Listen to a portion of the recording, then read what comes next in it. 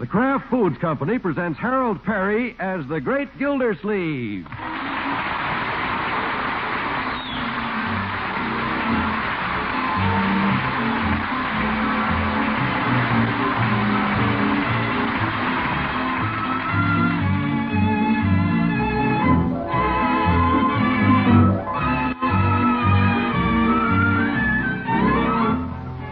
The Great Gildersleeve is brought to you by the Kraft Foods Company, makers of Parquet margarine. Millions of women all over America serve Parquet because it tastes so good. Why, Parquet tastes like it should cost twice as much. To market, to get some Parquet.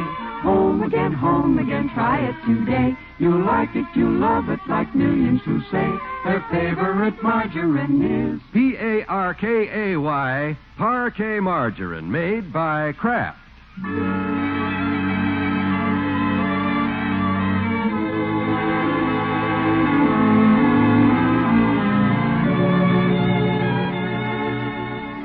Well, it's a chilly evening in Summerfield. On the lawns, little snowmen huddle close to the ground, droopy and gray. Also a little droopy after a hard day's work at the water department, the Great Gildersleeve gets out of his car and trudges up the front walk.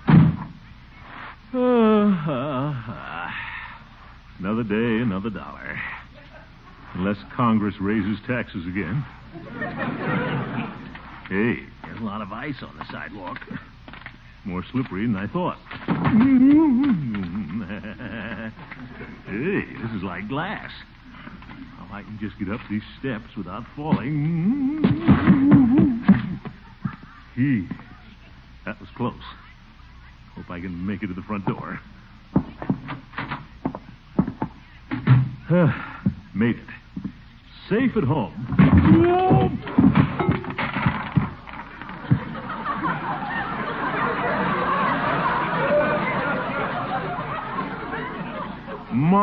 Marbles all over the hall floor.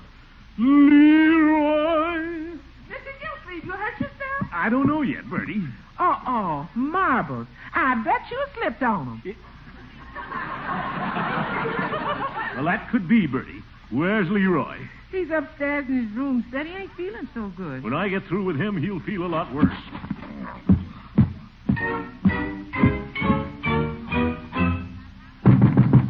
Leroy? Ready or not, here I come. Young man, if I've told you once, I've told you 100 times not to leave your things scattered all over the floor. Oh, hi, Unc. Someday somebody's going to fall and break his neck. Was that big noise you? Yes, it was, and it's going to get noisy around here if you don't get downstairs this very minute and pick up those marbles. But, Unc, I'm not feeling so good. You're not? Oh, yes, Bertie did say something about that. No. What seems to be the trouble? I got a toothache. You have? Yeah. Oh. Leroy, a tooth can't ache that much. Yes, it does. Every time I bite on it. Oh. Stop groaning, Leroy. You're not biting on it now. But I'll have to at supper time. Leroy, supper's an hour away. Now, straighten up, open your mouth, and let me see that tooth. Which one? Don't try to talk, Leroy. Just point. That one. Where? Dark in here.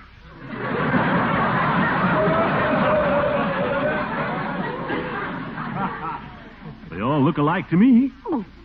Oh, yes, there it is. Leroy, that's probably just your last baby tooth. It's being pushed out by your second teeth. That's nothing to be concerned about. You don't have to chew on it. Well, my boy, it may bother you a little today, but tomorrow it'll be all right. It will? Yes, because the dentist will have it out in a jiffy. Hey!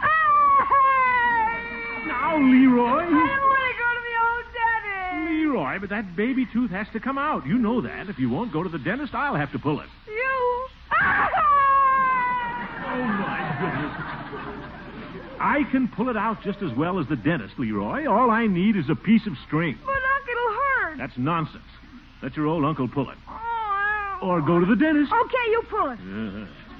That's the spirit, my boy. Now, all we need is a piece of string. I'll go get one. Why go to all that bother, Unc? Doesn't hurt a bit now. Leroy, don't you try to get out of this. I'll be right back. Open your mouth, Leroy. Okay, Unc, let's go over fast. Yeah. Let's see. I'll slip this knot right over the little tooth. Pretty big one. Maybe not as easy as those tiny front ones I used to pull. What are you waiting for? Don't rush me, Leroy. Have to get the knot over the tooth first. Well, stop shaking and hurry up. I'm not shaking. Just trying to be gentle. There. Now, don't snap down on me, Leroy. Let's see, I think I'll stand about a foot away. Ready, Leroy? Sure, go ahead. You sure you're ready? What's the matter with you? Aren't you afraid to pull it? Of course not. What makes you think so? Well, let's get it over with. Pull. Pull. Yes, of course. Leroy, I've got a better idea. Why don't we tie it around the doorknob? I'll get some more string.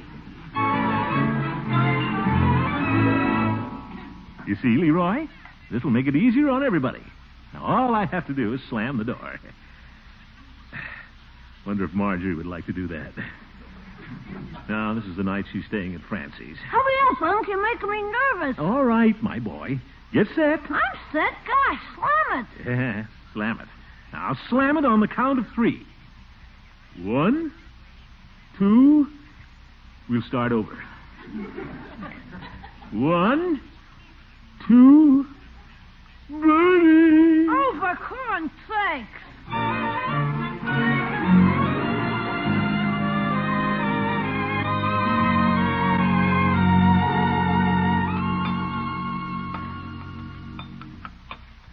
Leroy, your appointment with the dentist is all set now.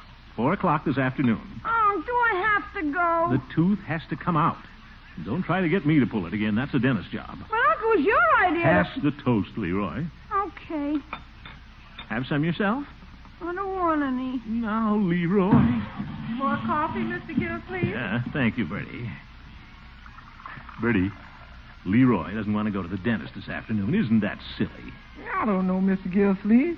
Bertie don't like a dentist's office no more than Leroy. But, Bertie, this fear of a dentist's office is silly. It's nothing but a nightmare you build up in your own mind. Yes. There was a time when people had reason to dread going to the dentist. Nowadays, with all the modern equipment, there's nothing to it. If you don't mind dentist, will you go with me? Leroy, I have a job. I can't leave the office every time you have a toothache. Nice little kid like me going up there all alone. My boy, you're 12 years old. It's time you learn to face things by yourself. Your old uncle can't hold your hand all the way through life. Cheer up, my boy. Run along to school. Just forget about your tooth till 4 o'clock. Oh, sure. Yeah, then have it out, and I'll bet the good fairy will leave a dime under your pillow tonight. A dime? For a tooth this big, couldn't the good fairy make it a quarter? Yeah. Leroy, this is no time to bargain. It's costing me $5 to send you to the dentist. Okay. Have a good time at school. I'll talk to the good fairy about the quarter. And I'll have some hot soup for you when you come home to lunch, Leroy. Okay, goodbye, Bertie. Goodbye. Goodbye, Leroy. Leroy, goodbye. Goodbye. Oh, my goodness. Bertie, you might pour me another cup of coffee. This has been a trying morning. Yes, sir. Thank you. You're welcome. And Bertie, how about some more scrambled eggs? I seem to have developed quite an appetite this morning. Yes, there's plenty of eggs. Little Leroy couldn't eat any. He didn't have much of an appetite. Leroy will be all right. I sure hope so. What? That poor little boy going up there to that dentist's office all alone. Now, Bertie. I can't help thinking about that poor little boy sitting up there in that big chair, looking at that big grinder in the face all alone. Bertie, there won't be any grinding. He's only having a little loose tooth pulled. Yes, sir, but he still has to sit there and look at that big grinder all alone. Bertie, he doesn't need anybody with him. Let's not make a big thing out of this. Yes, sir. Like you say, you can't leave the office every time Leroy has a toothache. Of course, some people would. Well, it's not that, Bertie. It's time Leroy grew up. He don't look growed up to me. He's just a little boy in that big chair, looking that big grinder in the face, all alone. Oh, all right, Bertie. Tell him I'll meet him at the dentist's office at 4 o'clock.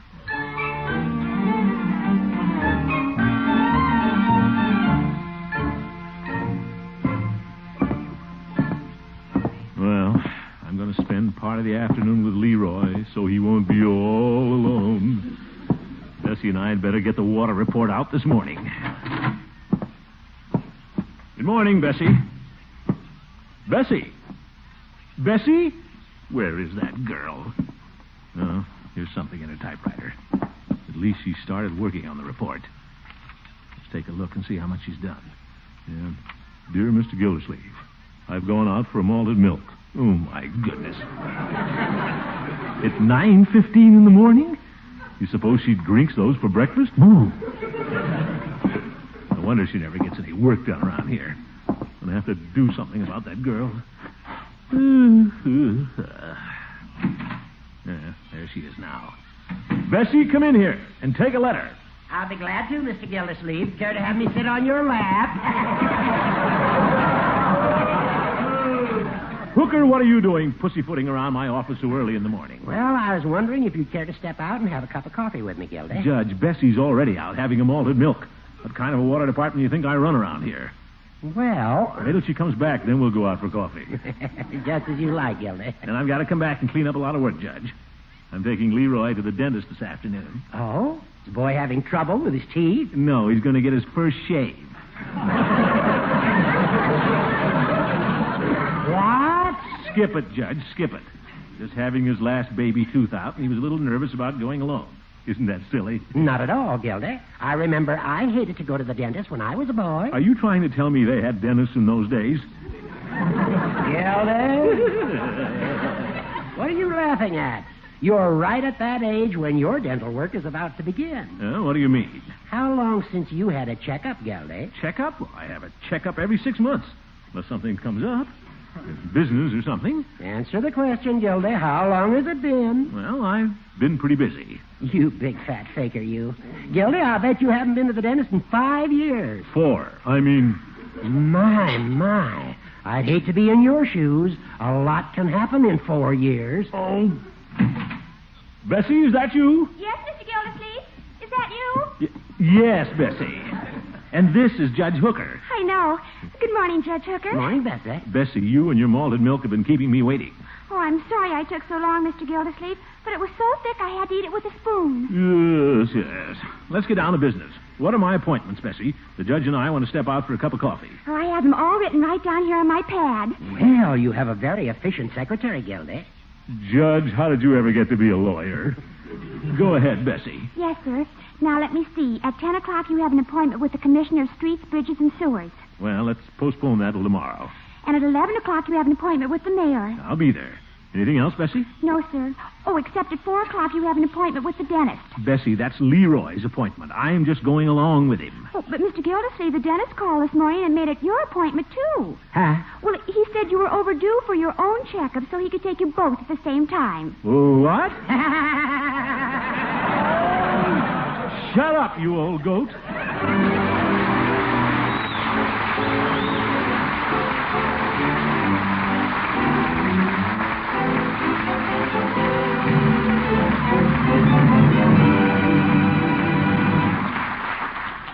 Hello there, Bertie. Howdy, Mr. Wall. Say, Bertie, the other day I heard you giving Leroy some special instructions. Yes, sir. I was telling him that a growing boy is something like a furnace.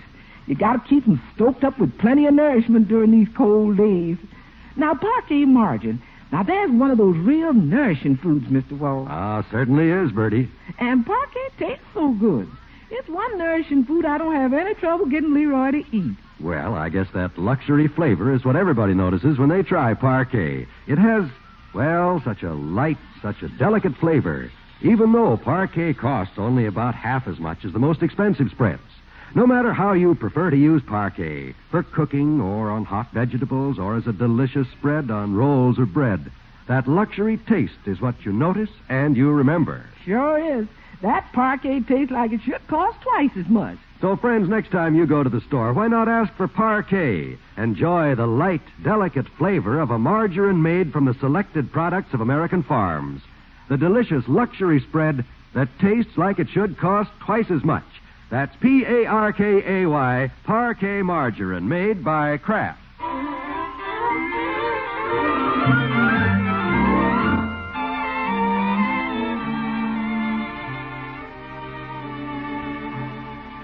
Well, let's get back to the great Gildersleeve. He agreed to take Leroy to the dentist this afternoon, but he didn't know the dentist was going to take him. He's thinking it over now as he walks past Peavy's drugstore. What am I worrying about? Some people would let a trip to the dentist upset their whole day. Not me. No, sir. I think I'll step on these scales here and see if I've lost any weight. Here's a penny. Let's see what's on the card. I've lost 1 pound. What does my fortune say? You're about to face a painful experience. Move cautiously.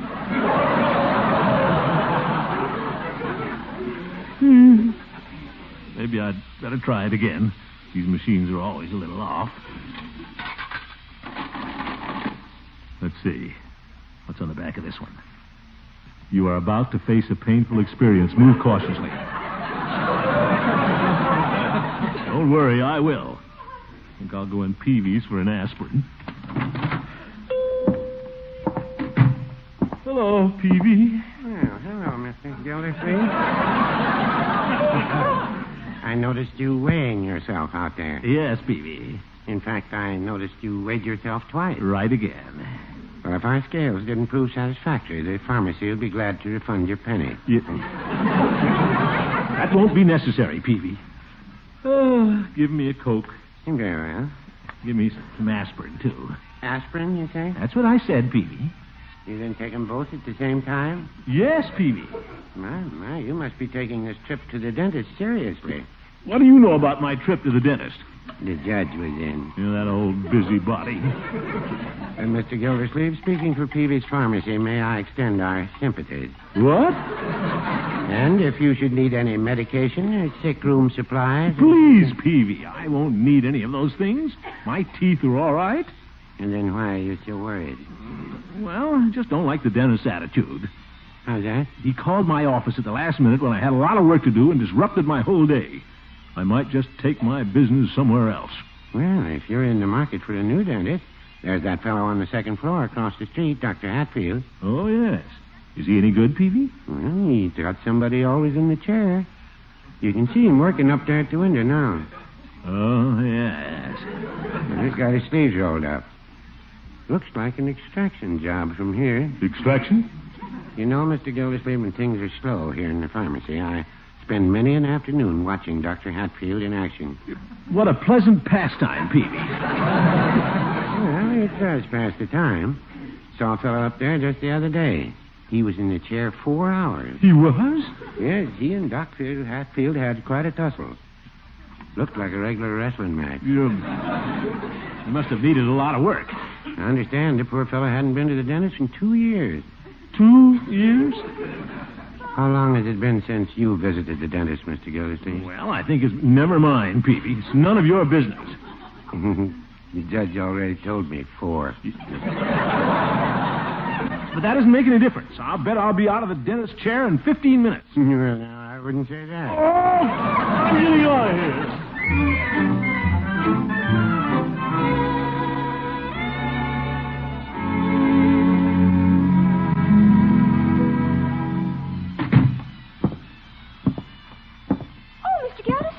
Hello, Bessie. Oh, Mr. Gildersleeve, you don't look very well. I don't feel very well either. Oh, you'll feel better after you go to the dentist. What? I'm going into my office and I don't want to be disturbed. Yes, sir. Can't frighten me. My teeth are all right. I think. Let's see, where's that little mirror I keep in my desk drawer? Here it is.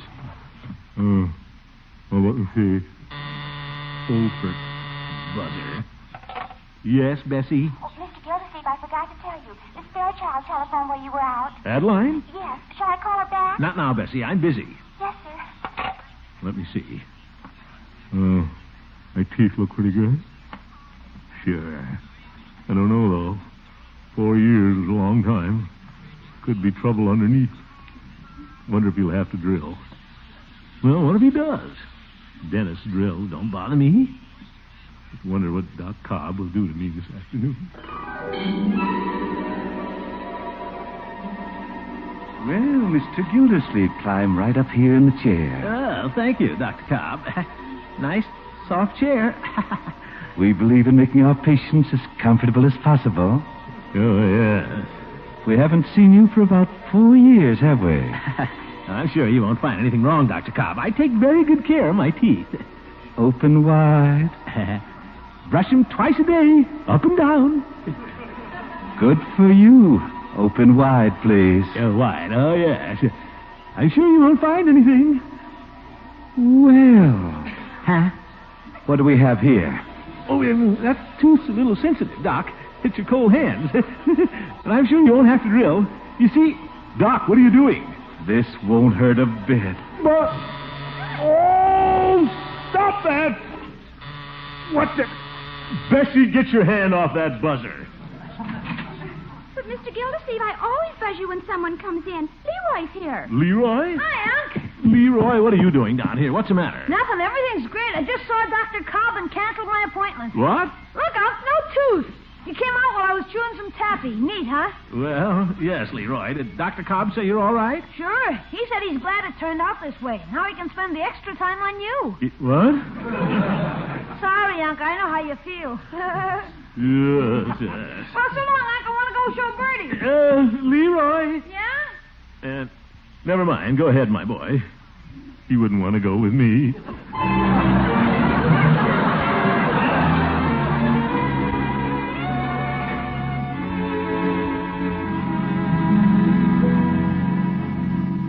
Uh, 3:15.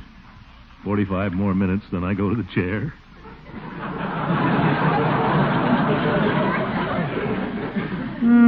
Come to think of it, why should I be going? I have my water report to get out. It's silly of me to neglect my work. By George, my first obligation is to the water department. Teeth or no teeth. Bessie, get Dr. Cobb on the telephone for me. I'm canceling my appointment. What? You are? I have to get my water report out this afternoon. You know that. Oh, I'll be glad to do it for you, Mr. Gildersleeve, so you can go to the dentist. Bessie, let's not try to assume too much authority around here. I'll do my work, you do yours. Yes, sir. When I get him, I'll buzz you. Never mind, leave that buzzer alone. I'll pick up the receiver now. Dr. Cobb speaking. Dr. Cobb? Throckmorton P. Gildersleeve. Oh, hello, Mr. Gildersleeve.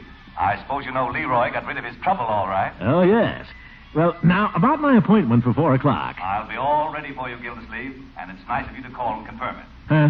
Time is very important to a dentist, and you'd be surprised at the number of people who call up and cancel at the last minute, claiming they're busy. Well, And I hate to have anyone cancel unless it's very important. Oh, naturally. So I'm happy to hear you're coming. Well, that's what I called to tell you. I'm happy... I'm coming. Fine. Goodbye, Gildersleeve. Goodbye.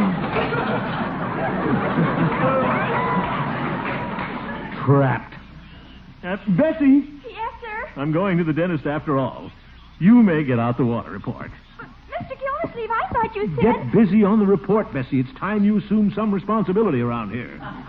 Yes, sir. Well, Adeline, come in. Hello, Throckmorton. Oh, Adeline, you look wonderful. Thank you, sir. It's good to see you. How you been? Oh, I'm as busy as a little bee redecorating my house, you know. Oh, yeah. Well, I haven't got much time, Adeline. Have to keep a little appointment. Why, Throckmorton, have you forgotten about little old Adeline? This is the afternoon you promised to help me pick out my new kitchen sink. Sink? Oh, sink. Oh, yeah. How could I have forgotten that? I don't know. He was so cute the other day, insisting that you help pick out the sink, you being the water commissioner. But since you have another appointment, you just go right ahead. Probably much more important than picking out a sink. Well, now, Adeline, maybe it isn't. I promised you first, and a man shouldn't break his promise to a woman. Well... Where's my hat? Bessie, I'm going out. Call and cancel my appointment. But, Mr. Gildersleeve, what'll I say? Well, just say I'm out buying a reservoir. A reservoir? Well, a small one. Sink. But, Mr. Gildersleeve... Bessie, just say some important business came up. Yes, sir. Yeah, come along, Adeline.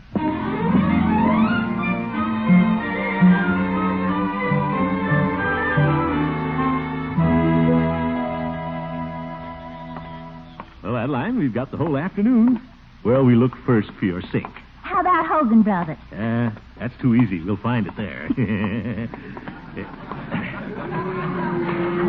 I'll tell you what. Let's go across the street to Peavy's and have a soda. I feel like celebrating. My, My, Throckmorton, but you're happy? Yeah, I just got a reprieve. Don't have to go to the chair this afternoon. What? Nothing. Joke. He's worse than Bessie. Better take my arm crossing the street, Adeline. Pretty slushy. Well, thank you, kind sir. Watch out for the puddles. Gracious, how'll I ever get across this big one? Well, I'll carry you across. Throckmorton! Deeper than I thought.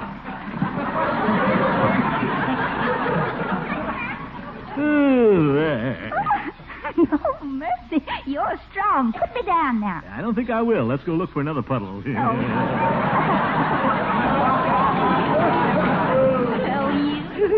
Well, if it isn't Commissioner Gildersleeve. Oh, hello, Dr. Cobb. Hey, hop down, Adeline. Dr. Cobb, meet Miss Fairchild, my neighbor. Adeline, this is Dr. Cobb, my dentist. How do you do, Miss Fairchild? How do you do, Dr. Cobb? Isn't Mr. Gildersleeve gallant, Doctor? Yes. He seems to have a remarkable faculty for combining pleasure with business. Hasn't it, though? He's taken the rest of the day off just to help me buy a sink. Oh? Adeline? Did I say something wrong? Dr. Cobb, I guess I can pick out a sink some other time. I've just decided I'll be at your office at 4 o'clock. Well, I won't be there. You won't? I thought I'd take advantage of your broken appointment and go see Dr. Hatfield. The dentist? Yes. My lower right bicuspid started aching this afternoon. I guess I've been putting it off too long. You have? Frankly, Mr. Gildersleeve, I hate to go to the dentist. You do? Come on, Doc. Let's all go out and take the sink.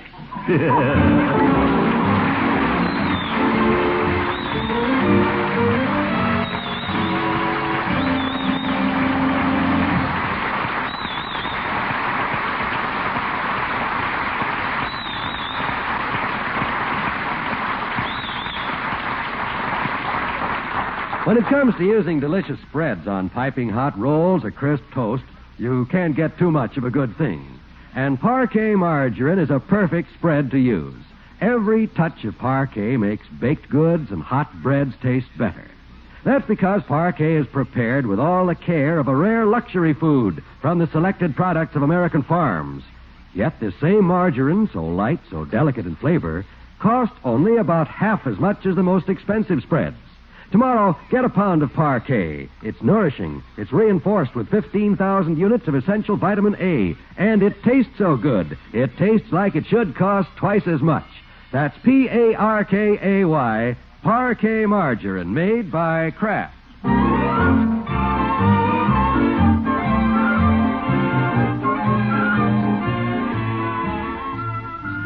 Folks, my old friend, Dr. Cobb, has something to say to you. See your dentist twice a year. Yeah, thank you, Dr. Cobb.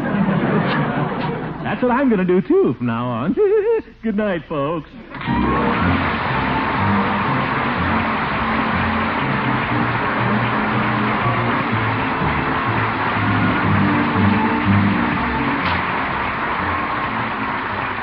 The Great Gildersleeve is played by Harold Perry, Adeline Fairchild by Miss Una Merkel. The show was written by John Elliott and Andy White, with music by Jack Meakin. Included in the cast are Walter Tetley, Lillian Randolph, Earl Ross, and Richard LeGrand. This is John Wald saying good night for the Kraft Foods Company, makers of the famous line of Kraft quality food products. Be sure to listen in next Wednesday and every Wednesday for the further adventures of the Great Gildersleeve.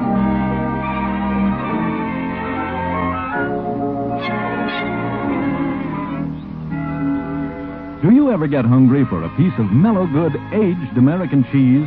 You know, the kind that comes in the big golden wheels? It's been a long time since there's been much on the market, but now Kraft has plenty of it. Just this last year, for the first time since before the war, Kraft has been sending lots of fine American cheese to the curing rooms, aging it to a mellow perfection. And now it's ready for you at your dealers. The next time you shop, ask him for a big cut of old-fashioned, natural American cheese, the kind that's been so carefully aged by the master cheesemakers of Kraft.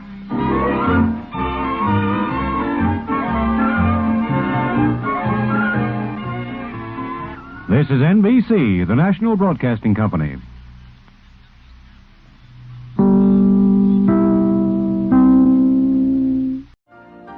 You've been listening to the OTR Gold Network. Find more classic radio at otrgold.com.